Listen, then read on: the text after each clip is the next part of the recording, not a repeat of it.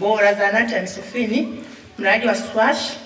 Mradi huu ulipokea shilingi milioni 58,100,000.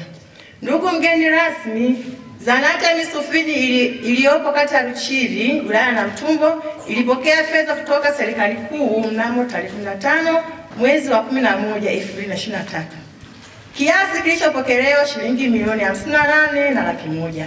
Fedha hizo ziliingia kwenye akaunti ya zahanati ya Misufini ambayo ni 6241002850,1. Ndugu mgeni rasmi, fedha hizo milioni 58 zilitakiwa kujenga vitu vifuatavyo. Namba 1, ujenzi wa vyoo matundu 5. Namba 2, ujenzi wa kondo taka la center pit, ash pit. Namba 3, ujenzi wa mnara wa tenki. Namba 4, ujenzi wa kinawia mikono. Namba 5, ukarabati wa chumba cha kujifungulia. Namba 6, uchimbaji wa kisima.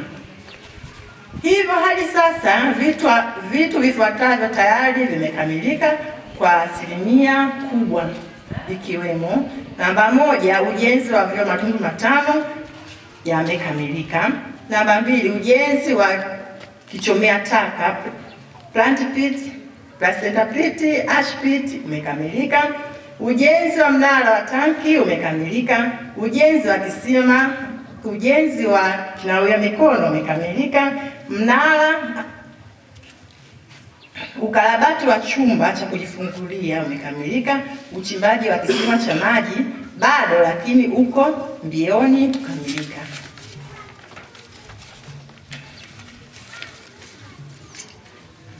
Hadi sasa tumetumia shilingi milioni 54,100,000. Fedha zilizobaki ni shilingi milioni 4 kwa ajili ya kumlipa fundi wa kuchimba kisima. Hivyo baada ya kumlipa fundi wa kisima, fedha hizo kiasi cha shilingi milioni 4 utakuwa zimekamilika. Changamoto. Ndugu mgeni rasmi, mradi umeisha tayari kwa asilimia 99, ila tuna changamoto zifuatazo. Namba 1, ujenzi wa vyoo hususani ni kwenye milango, kukosa venti za milango. Mapendekezo. Ndugu mgeni rasmi, ingawa mradi umeisha kwa asilimia kubwa, tunaomba kama itakupendeza tupate wataalamu